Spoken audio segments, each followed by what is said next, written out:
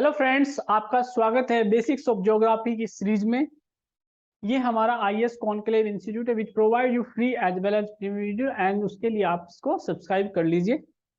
Now this is our series name geography incubation series for civil services examination and specially for those students जो जिनका basics थोड़ा week है और उनको strong एक कमांड बेसिक्स पे लेकर के आनी है। तो ये जो हमारी सीरीज है वो ज्योग्राफी को कवर करती है और ऐसी ही हमारी सीरीज जो है अदर सब्जेक्ट्स को भी कवर करती है, स्पेशली इकोनॉमिक्स पे उन्हें बनाई हुई है। ठीक है, तो I am Rohit Mandan here to facilitate you on this series. तो आज का हमारा जो टॉपिक है वो है इग्नियस टेक्सचर्स। इग्नियस टेक्सचर को समझने से पहले हमें देखना होता है कि what can they tell us, क्योंकि जब हम टेक्सचर समझते हैं, टेक्सचर को देखते हैं तो ये बहुत इंपॉर्टेंट हो जाता है। हम उसके बैकग्राउंड को जान लेंगे, रॉक कैसे बना, किस तरीके से बना, ठीक है, वो सब हमें इसमें पता चल जाता है। तो हमारा जो क्वेश्चन है वो है identify and describe the 6 major igneous texture, जो कि हम इस सेशन में कवर करेंगे। बट हम इस सेशन में पहले आज समझेंगे हम इग्नियस टेक्सचर्स होता क्या है। अब देखते हैं व्हाट इज टेक्सचर। टेक्सचर होता क्या है? टेक्सचर्स जो हम समझते हैं ना कि बाहर से कोई चीज कैसी दिखती है, बाहर से रॉक कैसी दिखती है, वो टेक्सचर्स होता ही नहीं है। ये एक बड़ी कंफ्यूजन रहती है। ठीक है, टेक्सचर होता क्या है? टेक्सचर होता है जो रॉक के अंदर का जो चीज होता है, जो मिनरल्स होता है उसके अंदर का अरेंजमेंट कैसा है, शेप कैसी है, साइज कैसी, किसका, मिनरल्स ग्रेन का, जो क्रिस्टल अंदर बने उनका होता है, ना कि बाहर की अपीयरेंस कैसी है। ठीक है, not how it feels to touch. Touch करने से आपको लगता है कि कोई ग्लासी स्ट्रक्चर, ग्लासी चीज है बाहर से देखने में, ऐसा नहीं है कि वो ग्लासी स्ट्रक्चर हो गई। कुछ रॉक ऐसी है जो ग्लासी होती है बट बाहर से उसकी अपीयरेंस ऐसी नहीं होती। ओके, ठीक है। तो टेक्सचर्स क्या बताता है? Texture is an important property किसकी, जो रॉक्स है, because it reveals a great deal about the environment in which they form. जिस एनवायरमेंट में रॉक बनी है उसको एनवायरमेंट को बताइए, जैसे इंट्रूजिव, एक्सट्रूजिव, ठीक है, ये एनवायरमेंट हमको पता चलते हैं। नाउ लुक एट, अब टेक्सचर को समझना है तो टेक्सचर हमने देखा तो क्या फैक्टर क्या है वो जो टेक्सचर को डिफाइन करते हैं, डिटरमाइन करते हैं। What are the determinants of the texture? Okay, तो 3 फैक्टर्स है जो टेक्सचर को इन्फ्लुएंस करते हैं। क्या? सबसे पहला है कूलिंग रेट, मोल्टन रॉक्स का कूल होना, क्योंकि हमने देखा था जो क्रिस्टलाइजेशन होता है वो कूलिंग से होता है और कूलिंग जो है वो गवर्न करती है हमारे क्रिस्टलाइजेशन के प्रोसेस को। Now, the amount of silica present in the magma, and third one is the amount of the dissolved gases in the magma. Okay, अब देखते हैं इनको वन बाय वन। अब हम देखेंगे ये वाला।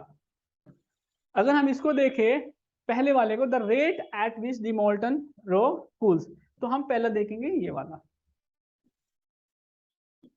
ठीक है, ये वाला।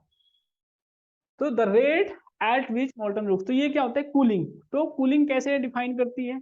अगर आपने कूलिंग को देखा होगा तो कोई भी जब कूलिंग होती है हम इसको 2 प्रोसेस से देखेंगे। एक प्रोसेस होगा हमारा इसमें इंट्रूजिव, दूसरा प्रोसेस होगा हमारा एक्सट्रूजिव। क्योंकि बहुत ही सिंपल रहेगा समझने के लिए। इंट्रूजिव मींस विद इन दी अर्थ, अर्थ के अंदर किसी डेप्थ पे क्रिस्टलाइजेशन हो रहा है, और एक्सट्रूजिव जब सरफेस पे क्रिस्टलाइजेशन होता है। अगर इंट्रूजिव है कोई प्रोसेस तो वो विद इन दी अर्थ होगा। विद इन दी अर्थ क्या होता है? प्रेशर और टेम्परेचर। जैसे आपने अर्थ के, अगर आपने इंटरनल स्ट्रक्चर को पढ़ा होगा तो डेप्थ के हिसाब से क्या होता है? प्रेशर और टेम्परेचर बढ़ता है। तो टेम्परेचर, अब कोई भी जैसे मोल्टन मैग्मा अगर इरप्ट होता है विद इन दी अर्थ, जैसे कोई भी जब मैग्मा इरप्ट होता है वो प्लोब बना लेता है, अंदर ब्लोब बना लेता है, तो वो धीरे धीरे क्या होता है? कूलिंग होती है। तो धीरे धीरे, क्योंकि कूलिंग क्या होगी यहाँ पे, कैसी होगी कूलिंग? कूलिंग बहुत ही यहाँ पे स्लो होती है। और ये एक्सट्रूजिव सरफेस पे आता है। इसका एग्जांपल होता है जैसे सी फ्लोर स्प्रेडिंग में आपने देखा होगा, मैग्मा इरप्ट होता है, ऊपर आता है तो सरफेस पे टेम्परेचर क्या होता है? बहुत ही नॉर्मल होता है। अगर विद इन दी अर्थ तो सरफेस का टेम्परेचर देखेंगे, सरफेस का टेम्परेचर बिल्कुल ही बहुत ही कंपेरिजन में बहुत फ्रीजिंग पॉइंट होगा एक तरीके से, जो कि हमारे लिए तो ठीक है, वो गोल्डी लॉक टेम्परेचर होता है, एंड्योरेबल होता है। बट अगर विद इन दी अर्थ आप देखोगे बहुत ही हंड्रेड्स में डिग्री टेम्परेचर होता है, तो उस सरफेस पे बहुत ही कूलिंग हो जाएगी। तो ये फास्ट कूलिंग होती है। तो यहाँ पे मैं आपको बताऊं तो अगर फास्ट कूलिंग है तो क्या होगा? जो क्रिस्टल होंगे वो बहुत ही स्मॉल बनेंगे।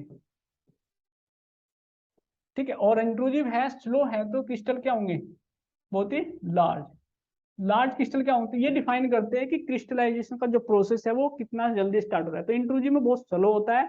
तो इसमें क्या होता है कि जो आयंस की जो मूवमेंट होती है वो बहुत ही देर में फ्रीज होती है, ठीक है, सीज होती है। ठीक है, तो आयंस मूवमेंट करता रहता है जब तक कि, तो यहाँ पे क्या होता है कि ओनली फ्यू जो न्यूक्लियाई क्रिस्टल्स होंगे वो ही बनते हैं। यहाँ पे बहुत सारे न्यूक्लियाई क्रिस्टल बनते हैं। तो ये हमारा, हमने देखा कि कूलिंग रेट कैसे उसको डिटरमाइन करता है।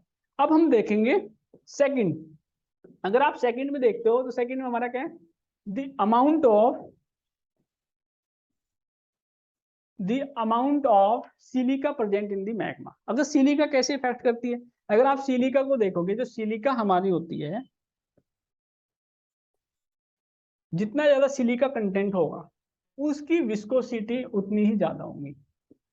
ठीक है, विस्कोसिटी क्या होती है, विस्कोसिटी होती है रेसिस्टेंट टू फ्लो। ठीक है, फ्लूडिटी को वो करता है, जितना ज्यादा हाई विस्कस होगा, तो अगर ज्यादा विस्कोसिटी ज्यादा होगी तो वो कैसा होगा, बहुत ही उसकी वो इतना मूवमेंट नहीं करेगा। तो यहाँ पे क्या होंगे, जो विस्कोसिटी अगर ज्यादा होगी तो आयंस क्या होंगे, बहुत ही जल्दी फ्रीज होने के चांसेस रहते हैं। अगर जैसे फ्लूइड रहेगा तो आयंस की मूवमेंट आगे तक स्लो नहीं होती। ठीक है, तो ये उसकी कूलिंग को भी इफेक्ट करता है। ओके, तो ये हमारा हो गया अमाउंट ऑफ द सिलिका कैसे उसको क्रिस्टलाइजेशन को अफेक्ट कर रही है। अब हम देखते हैं थर्ड वाला। थर्ड हमारा क्या है, थर्ड हमारा है the amount of the dissolve gases.